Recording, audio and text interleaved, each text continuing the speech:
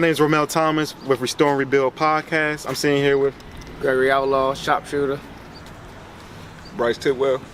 And Greg. We in Landover, Maryland right now. Mistake me, Glenarden?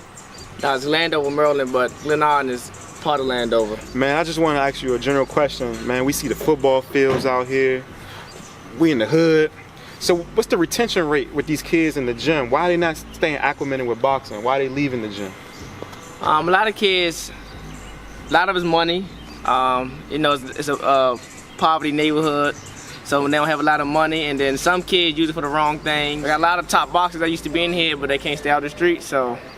Right. Would you say? Obviously, we gotta do a better job as a society to bridge that gap, right? So the kids don't feel like the streets is their only option. Would you say having getting boxing into the school system, getting boxing, making it more part of the regular life, in society? Do you think that would help? Oh, definitely. A lot of people used to throw boxing shows called Guns, Not Gloves.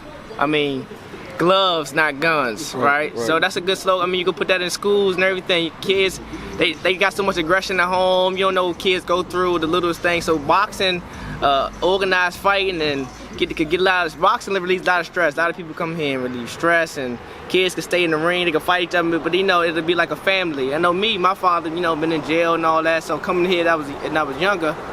I had like father figures in the gym, and big brothers in the gym. So. It worked out for me, and I'm trying to do the same for as many kids as I can. So give us the true reason behind you not playing or participating in football as the ability you really thought yourself going, the distance with football. Honestly, I was a sore loser. I was a Glenarden football star. I mean, MVP every year, except for maybe one. I got like most outstanding offensive back, but I hated losing. And I used to try to fight my teammates all the time. I felt like they was quitting, and my last year losing the playoffs with my dad was like, you got to choose something you can control, one-on-one, because you keep lining, you can't keep doing this. And I started boxing when I was 8, but my mom took me in and out, so I really picked back up after my last year losing the like Boys Girls Club playoff, and I was like, I still was doing both, but I started to get good at boxing. And then my coach set me down like, you're getting too good, you got to choose one now, because you're getting to starting to get to tournaments and stuff. And then my attitude, I just said I'm gonna go ahead and box. And ever since then I ain't looked back. Seems like it's worked out, man. So let the audience know a little bit about your boxing resume, your record, when your next fight coming up, stuff like that. Okay, yeah, I turned pro 2016. I fought 3 fights under Rose Croft, Fort Washington, Maryland. I got signed after my 3rd fight to Holyfield, Real Deal Entertainment. So I'm 4-0, 1 knockout. I fight again June 2nd, Atlantic City. When Holyfield get introduced to the Hall of Fame, Atlantic City Hall of Fame, and I'm looking to take off from here. Yeah, most definitely. So let's go ahead and allow our audience to see, the roots where Greg Outlaw came from. Just driving around this area, just looking at all the potential this area has, you just see that a lot of these kids, they're not privileged, but they have an opportunity to utilize these facilities and make a better life, but they're not using that. But it takes people like Greg Outlaw, which he's doing now, giving back to the community, showing them it's a way with sports to be the best you can be. So what did you encounter right here on this very street, Greg? A lot of fights, neighborhood beefs. She used to come by, shoot up the little park, basketball courts and stuff, but it wasn't always bad. We had good times, little barbecues, but it was a lot of fights around here. And believe it or not, this side versus the apartment side, we used to be together, but we'd have fights versus each other sometimes. And sometimes we play football right there, king side versus apartments and stuff like that. But so they kind of trying to redo everything. They opened all the, for the kids. They did. That's really new. These basketball courts is new. There used to be only one basketball court back there with no nets, stuff on like that. King side has been open since I was probably like 10, 11, but it used to be okay back in there. Now it just look like that. But so when you were getting in these fights as a kid, you know what I'm saying? Is that kind of how you went? When did you decide like boxing was it? I know you say you were playing football and stuff like that, but when you were a little kid, were you giving them work back then too? I always kind of. My brother kind of believe it's like could really fight really good. I don't know. And our uncle used to teach us, so. Okay.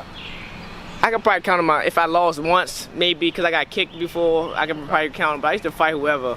And I was really, to be honest, I was so little, I ain't grow till college. I was kind of like they used to make me fight whoever, because they didn't know if I was their age or not. So I'd fight 9-year-olds, I'd be like 12. It don't matter who. I used to be so bad like that back then. But, you know, everybody's cool. It got to make me who I am. So with that transition now, I mean, when you was fighting, you just come home with certain bruises on your face and stuff like that. So do that transition with your mom when she look at you and fight some days? She's like, oh no, my baby, he got, cuts and stuff. Yeah, she never really, my mom was actually, growing up was actually a single mom, so she provided, so us being outside and trying to be like, bad guys, it was kind of me and my brother's choice. My mother provided everything. She grinded, she did pedicure, she did a day job, and then she came home and did pedicure. So she was working 24/7. So when we chose to be like out in the streets, so like, run the streets, it was our choice. So I ain't gonna say she never really seen us, but my nickname was in real life the mayor of Glenarden. I was always so little about hanging with everybody big. I used to be out, so she never really seen us come in like that. But now when she panic when she in the ring, she don't like sometimes she probably have a pillow or something over her face, she'll peep over. But she couldn't nothing she could do. I was so, it was like she did the best she could raising us. That's it. And then she didn't do no wrong. She provided everything we ever wanted or needed. So any kind of choices we made was based on us. Our fault. No, we can do. She did everything she got as a single mom. So my question for Greg Outlaw is, if it wasn't no sports, I mean, when he walked these very young streets, was it guys out here that tried to turn him into the wrong direction? And how was he able to fight those type of adversities?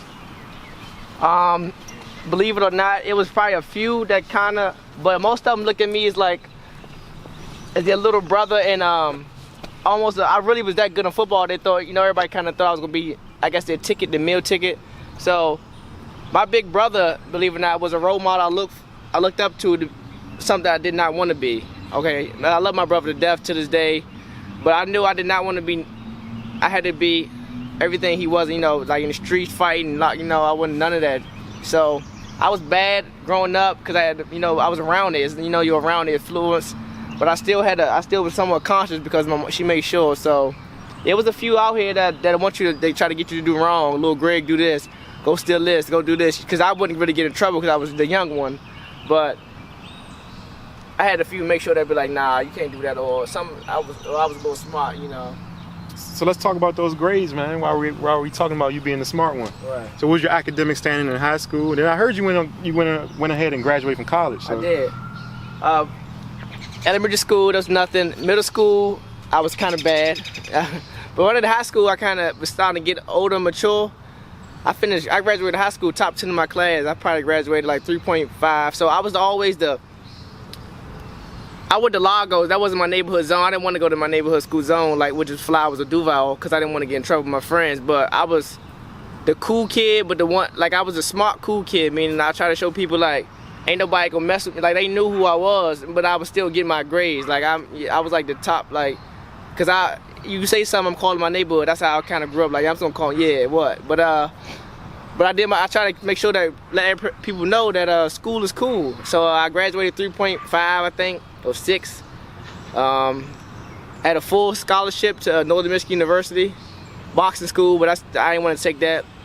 And I had a scholarship to North Carolina A&T. My first choice to school was George Mason. I didn't get accepted. Maryland was too expensive without a scholarship. So I had to make a decision. I got accepted to Bowie State. I was either gonna go to Bowie State and pursue my dreams of becoming an Olympian, because at this time it was the 2012 Olympians was coming up, right? So I said I'm gonna either pursue my dream, or I'm gonna go to North Carolina on the 4-ride A&T. Most people are like, well, you're supposed to go to North Carolina, but I chose Bowie. I couldn't let go boxing. That's what I've been doing my life. So I went to Bowie State. Best decision I made in my life. I made it to the Olympic trials. That guy that I actually beat won the whole tournament because it's double elimination. He won the whole tournament. I think his name was Santos Vasquez or something like that. And graduated Bowie State, 3.4. Major sports management. I minored in Spanish, concentration in communications. So I'm still trying to. So I got that piece. I got that paper there that people need. Just in case boxing don't work out. God forbid, knock on wood. This my boxing is plan A, but just in case, I got I got a fallback plan. So Bowie State is considered a historically black institution. So I know the resources and the budget might not be there for boxing, but do you feel a need that boxing need to be at these HBCUs? Of course. Believe it or not, I used to bring the gloves to school all the time. Everybody swear you go in the gym, everybody doing Floyd Mayweather, or everybody, or especially the football players, they want to box all the time. And again, boxing is not just how people look at like some wild, vicious brawling sport. It's brutal. It's actually discipline. It teach you.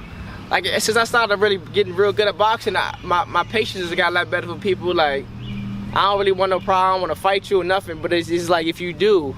It's like, yeah, but it's like, it's for self-defense, but I try to avoid more stuff now. I just want to be, all peace, but it'll really help our community. It should be funded in all we try to get the funding in all the schools. I know we lack resources. We're not like a PWI, which is predominantly white institutions. HBCUs don't really get the upper hand, I feel like, as far as budgeting, but hopefully change will come one day. So let me ask the mayor of Glenarden, Greg Outlaw himself. Right. How can we go about resolving this issue of restoring, boxing into these HBCU schools? I guess we will have to propose government contracts and then have a good written out, synopsis or details of how would it benefit the school systems and the students, and how would generate more money for schools? That's what it's about too, because they don't want the sports to lose money. Sports, they want football, like basketball, they generate money. So how can boxing generate money, and how can it help the students, help people? We got to put all that into like something, and I feel like it could work. It actually started at a school called Greenville. They got a boxing program. And one of the kids used to box with me. His name is Frankie, I think Scarborough. I can't say his last name. He actually used to play with Glenarden too. He just lost in the National Golden Gloves, which is going on right now, and he goes to Greenville College. He's on their boxing team. So it's one school that's done it so far, and I feel like more can do it. Personally, I feel like it's a need, as boxing is a historically black sport. Right. You have the Latino base, but for the most part, we dominate that sport. Right. Personally, with you speaking on this podcast, how do you feel about the promotion side of it? Mayweather, he encountered some situation with Oscar De La Hoya. I don't know whether you recall it, but he felt as though his promoter at the time was leaning more towards Latinos and African American. So with that being said, when you start your own promotional company, what type of ethnicity or demographics would you target? I definitely want to help my people, but I'm not racist or biased. But Floyd Smart, he knew that he knew how much money and Bob Arum and all them was getting to cut off his check, and he said, I can do all this myself. So when you see Mayweather promotions in them little fights, he get a dollar off every chip, every juice, every fight, everything. And you see how much money he was missing. That's how I want to start my own company, and not just boxing. I'm gonna have a whole, for getting all type of sports entertainment. I'm gonna touch into everything, but especially boxing. Especially these young kids. I mean, you gotta just find a way. You don't know how blessed I got. I got signed. I got a manager that looks out for me. But a lot of kids is rough. You don't have it. I'm gonna make sure I look out. I'm gonna make sure I do it the right way. Definitely. So with that being said, I know on behalf of Restore and Rebuild Podcast, and we have the good team of GoodAssSports Network and Greg Outlaw. So stay tuned for us, guys. We're gonna definitely bring you guys a business sports finance class, as we all are college educated, and this is something we're going to do to restore the community. Signing off from Restore and Rebuild Podcast with Greg Outlaw. Stay tuned to his next fight, June 2nd, Atlantic City. Go ahead and get you guys tickets. You can get the tickets from Ticketmaster.com or Broad Hall Hotel, or you can go to me, my Instagram. I have a few tickets left, and see you there. It's gonna be a show. And let them know what your Instagram, your Twitter, all your social medias are. Sharpshooter Outlaw. Sharpshooter Outlaw. That's for everything. Absolutely. So be there or be square. Signing off. I think the podcast went really well today. Not just did we have Greg Outlaw, but we also had Scooter Davis, Sam. We also had Coach Flowers on there, and the parents of Scooter and Sam as well. But it really showed, people integrity and what they stand for as far as values and principles in life. It's not about how fast you can achieve success, but it's about the work ethic that you put behind in order to be successful. So no matter what you're doing, like, just always keep plugging ahead, and God has a plan for you at the end of the day, so everything's gonna work out.